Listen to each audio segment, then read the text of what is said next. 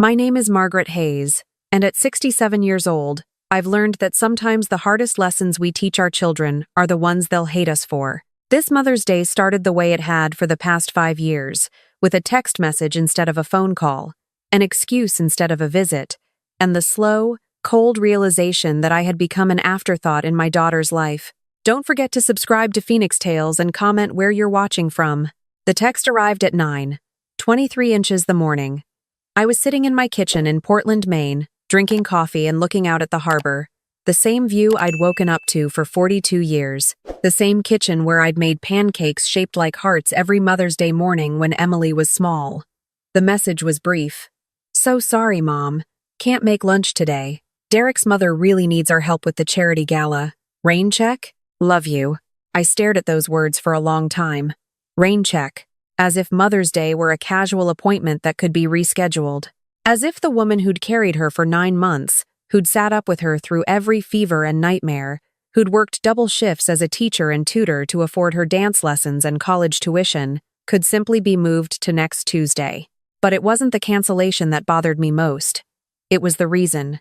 Derek's mother really needs our help. Patricia Morrison, 70 years old, always impeccably dressed, always surrounded by admiring supporters at her charity events, always needing something from my daughter and her husband. For the past 5 years, since Emily married Derek, Patricia had become the center of their universe.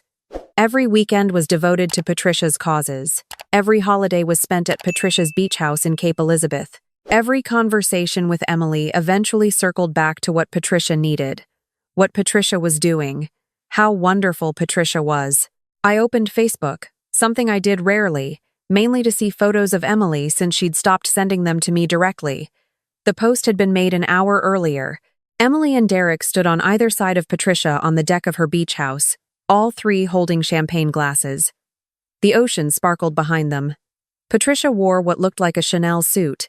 Emily's dress was new, expensive. The caption read, "Another successful fundraiser for Coastal Care Foundation. So grateful to work alongside this amazing woman.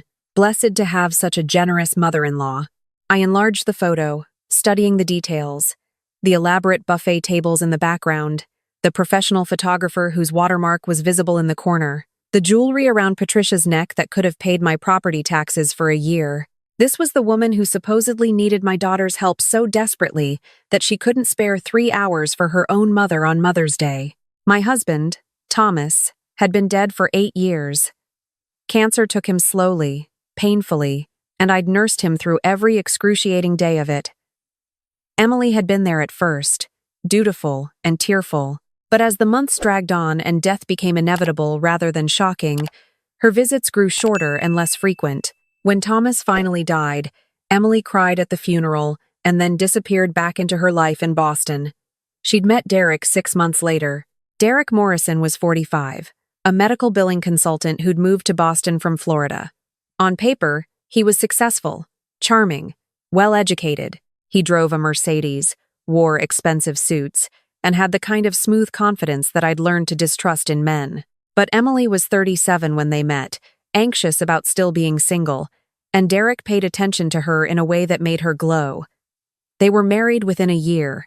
That's when Patricia entered our lives like a force of nature. She was a widow too, she'd explained at the wedding, and she'd devoted herself to helping others through her charitable work. The Coastal Care Foundation, she told anyone who would listen, provided financial assistance to elderly patients struggling with medical bills. She'd started it after her own mother died bankrupt from healthcare costs. It was noble work, Patricia always said with perfectly practiced humility, but it required tremendous sacrifice.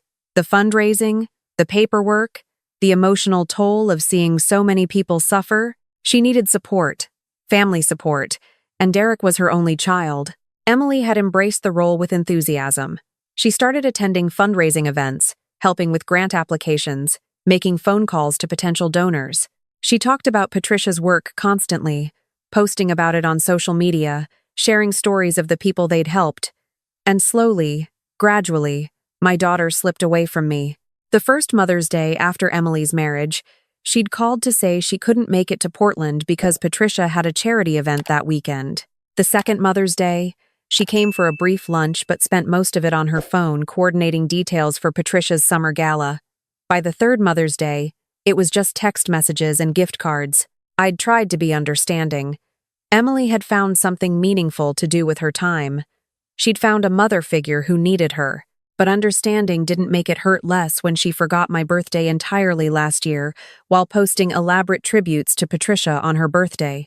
Understanding didn't ease the sting when Emily called me Margaret instead of Mom during our increasingly rare phone conversations, as if distance could be maintained through formal address.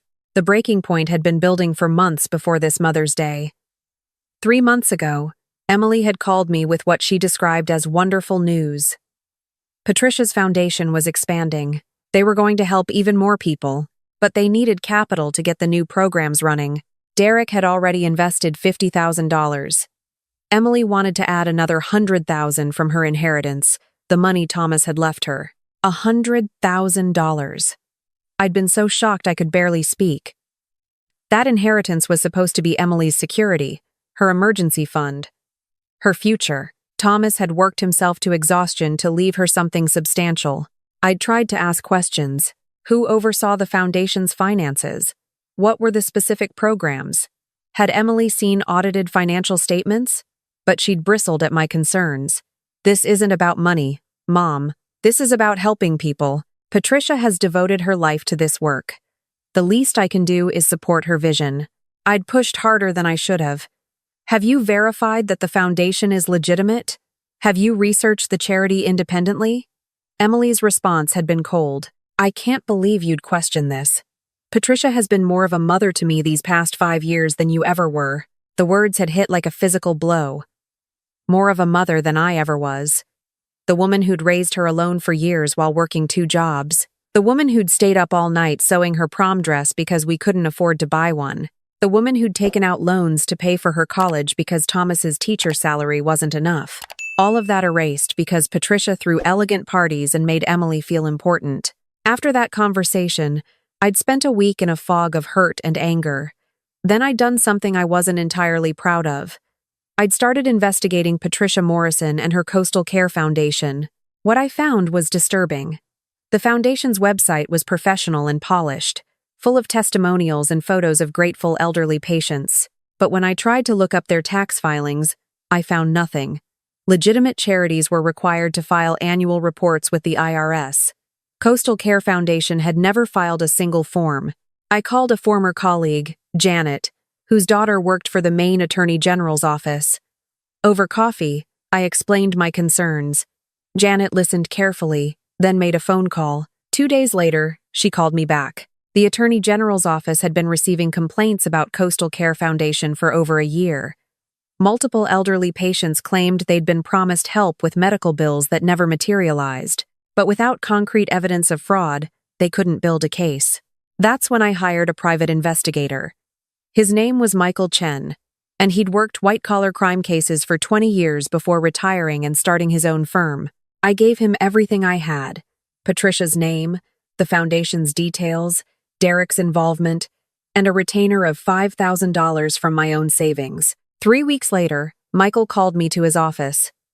What he showed me was worse than I'd imagined. Patricia Morrison had been running a sophisticated fraud scheme for at least 7 years. The Coastal Care Foundation was registered as a charity, but it existed only on paper. Almost none of the money donated ever reached patients. Instead, Patricia and Derek were billing Medicare for services that were never provided, using the foundation as a front. Derek's medical billing expertise was the key to the scheme. He'd identify elderly patients, often through the foundation's outreach programs, and then submit false claims to Medicare for home health services, medical equipment, and treatments those patients never received. The reimbursements went to shell companies controlled by Patricia. Over 7 years, they'd stolen approximately $2.3 million from Medicare. The charity events, the fundraising, Emily's donations, all of it was an elaborate performance designed to create legitimacy. Patricia's beach house, her designer clothes, her lavish lifestyle, everything was purchased with stolen money. And my daughter had given them $100,000 to expand their criminal operation. I felt physically sick when Michael finished his presentation. Emily had no idea she was funding Medicare fraud. She thought she was helping elderly patients when in reality, she was helping her mother-in-law steal from them. I have enough evidence to take to federal authorities, Michael said. Medicare fraud is a federal crime. If you want to move forward with this, Patricia and Derek will likely face serious charges. Prison time, restitution, the whole thing. But you need to understand what this will mean for your daughter. I understood perfectly. Emily's marriage would be destroyed. Her reputation would be damaged. She would hate me for exposing the truth. But if I did nothing, she would continue pouring her inheritance into a criminal enterprise. She might even face charges herself for knowingly funding fraud.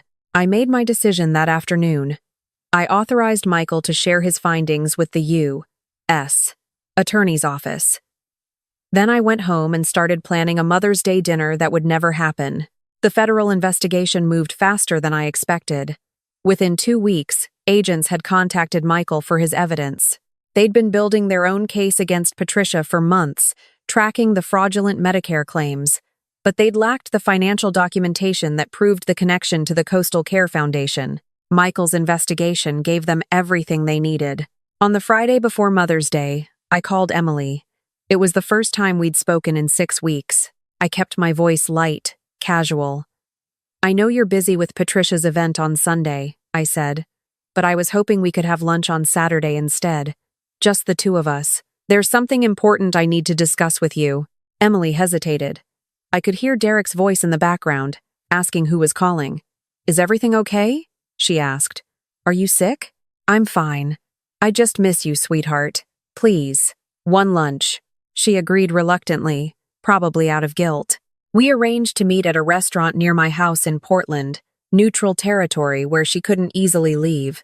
That night, I cooked nothing. There would be no salmon or favorite childhood meals. This wasn't a sentimental reunion. This was an intervention, and I needed Emily to see the evidence with clear eyes, not softened by nostalgia. Saturday arrived cold and gray, typical May weather in Maine. Emily showed up 15 minutes late, distracted, checking her phone constantly. She wore an expensive blazer I'd never seen before and diamond earrings that must have cost thousands. She looked successful, polished, and nothing like the daughter I'd raised. We made awkward small talk over salads neither of us ate. She told me about Patricia's upcoming gala, how many donors they expected, how much money they hoped to raise. I listened and waited for the right moment. Finally, I pulled out my laptop. Emily, I need to show you something. Before you react, I want you to look at all of it. Can you do that for me? She frowned, instantly suspicious. What is this about? I opened Michael's report. Just look, please. The first page was a summary of Patricia's Medicare fraud, the total amount stolen, the number of false claims filed, the shell companies used to receive reimbursements. Emily stared at the screen, her face going pale. This is insane, she said. This is some kind of mistake. Patricia would never. I scrolled to the next section. Bank records showing deposits to Patricia's personal accounts that corresponded exactly with Medicare reimbursements. Property records showing Patricia owned 4 homes, all purchased with cash. Tax returns showing Patricia reported an annual income of $30,000 while spending over $300,000. Emily's hands started shaking. She pushed the laptop away. I don't understand what you're trying to prove here. Patricia works hard. She's devoted her life to helping people. I pulled up the final section. Photos from social media. Patricia's beach house, her luxury cars, her designer wardrobe, her expensive vacations, all documented and dated, all purchased during the same years she was supposedly struggling to keep the foundation running on donations. Emily stood up abruptly. Her chair scraped against the floor, drawing stares from other diners. You investigated Patricia? You hired someone to spy on my family? I stayed seated, my voice calm. I investigated a charity that you were about to give $100,000 to. A charity that has never filed required tax documents. A charity that has been the subject of complaints to the Attorney General's office for over a year. You had no right, Emily said, her voice rising. Patricia has been nothing but kind to you. She's tried to include you in events. She's tried to make you part of our family. And this is how you repay her? By digging up lies? They're not lies. Emily. I forwarded this evidence to the S. Attorney's Office 3 weeks ago. Patricia and Derek are under federal investigation for Medicare fraud. The indictments are coming within days. The color drained completely from Emily's face. She grabbed the table for support. You did what? I protected you from destroying your financial future to fund a criminal enterprise. I protected the elderly patients Patricia has been stealing from. I did what I had to do. Emily's expression transformed from shock to pure rage. You destroyed my marriage. You destroyed my life. Do you understand that? When this comes out, everything will be ruined. Derek's career, our reputation, everything we've built. Everything you've built was constructed on stolen money, Emily. Derek has been submitting false Medicare claims for years. He's a criminal, whether you want to believe it or not. She grabbed her purse, her movements jerky with fury. I will never forgive you for this. Never. You're not my mother anymore. You're just a bitter, lonely old woman who can't stand to see me happy. The words should have hurt. They were designed to hurt. But I'd prepared myself for this moment. I'd known Emily would hate me. I'd chosen her future over her love, and I had no regrets. If protecting you from prison makes me bitter and lonely, I said quietly, then I accept that title. Emily left the restaurant without looking back.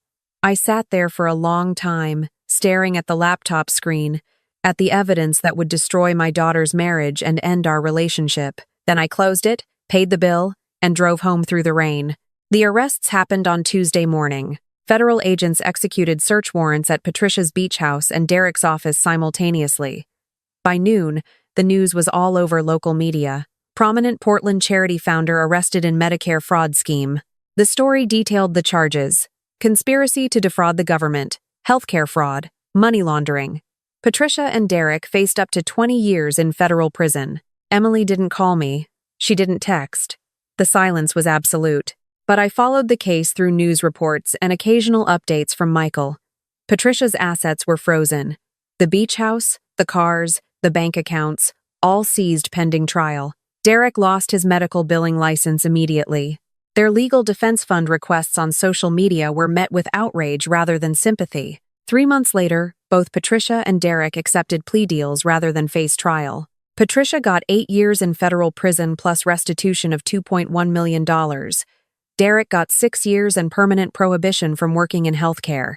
The Coastal Care Foundation was dissolved, its remaining assets distributed to the elderly patients who'd been defrauded. I learned all of this from newspaper articles, not from my daughter. Emily had blocked my phone number, blocked me on social media, returned my letters unopened. Through mutual friends, I heard that she'd filed for divorce from Derek. She'd moved back to her apartment in Boston. She was seeing a therapist. She refused to speak about me at all. 6 months after the arrests, I received a single email from Emily. It was brief, formal, devastating. You were right about Patricia and Derek. I was blind and stupid, but being right doesn't make what you did acceptable. You could have warned me privately. You could have given me a chance to walk away before you destroyed everything. Instead, you went behind my back and humiliated me publicly. I understand why you did it. I even understand that you think you saved me. But I can't forgive the way you did it. Please don't contact me again. I read that email 100 times, looking for some crack in her anger, some hint that time might heal this wound. I found nothing. Emily had made her choice. She'd chosen her dignity over our relationship, her pride over my protection, and I had to respect that, even as it broke my heart. People ask me sometimes if I regret my decision. Friends who know the story wonder how I can live with the estrangement from my only child. They suggest counseling, reconciliation attempts, grand gestures of apology. They don't understand that some choices aren't about regret or forgiveness. They're about doing what's necessary, even when it costs you everything. I protected Emily from prison. The federal prosecutor confirmed that if Emily had continued funding the foundation after the investigation began, she could have been charged as an accessory to fraud. My report to authorities happened exactly in time to shield her from those charges. She donated money before she knew about the crimes, making her a victim rather than a participant. I saved Emily's inheritance. When Patricia's assets were seized, the court discovered that Emily's $100,000 donation had been placed in a separate account not yet transferred into the fraudulent scheme. She got that money back, along with compensation from the victim's fund established as part of Patricia's restitution. Most importantly, I freed Emily from a relationship built on lies. Derek had married her for access to her money and her unquestioning loyalty. Patricia had cultivated her for the same reasons. They'd love-bombed my daughter, made her feel special and needed, all while plotting to drain her financially. The marriage was always doomed. I just accelerated its inevitable collapse. These facts matter to me. They comfort me on the nights when I sit alone in my kitchen, looking out at the harbor, knowing that Emily is out there somewhere, living a life I'm no longer part of. They sustain me when I see mothers and daughters together and feel the sharp ache of what I've lost. But mostly, I think about the alternative. If I'd stayed silent, Emily would have given Patricia everything. She would have defended Derek even after his arrest. She might have spent years believing I'd been right, but hating herself for not seeing the truth sooner. The guilt would have destroyed her from the inside. By making the choice for her, by being the villain in her story, I gave Emily permission to be angry at me instead of herself. She can tell people her mother betrayed her, that I was jealous of Patricia, that I sabotaged her marriage out of spite. Whatever narrative she needs to move forward is fine with me. I'll carry the burden of this decision so she doesn't have to. At 67, I've learned that motherhood doesn't end when your children grow up. It just becomes more complicated, more painful, more lonely. You make the hard choices knowing they'll hate you for it. You protect them even when protection means pushing them away. You love them enough to become the enemy if that's what it takes to save them. I don't know if Emily will ever speak to me again. Maybe when she's my age, when she's lived long enough to understand that love sometimes looks like betrayal. Maybe when she has her own children and faces impossible choices about their welfare versus their happiness. Or maybe never. Maybe this is the price I pay for her security, a lifetime of silence in exchange for her financial stability and freedom from prosecution. I wake up every morning in this same kitchen, drink my coffee, and look out at the same harbor view. The routine is comforting in its predictability. I've started volunteering at the local senior center, teaching reading to adults who never learned properly. It's meaningful work, and it reminds me why education mattered so much to Thomas and me. Why we worked so hard to give Emily opportunities we never had.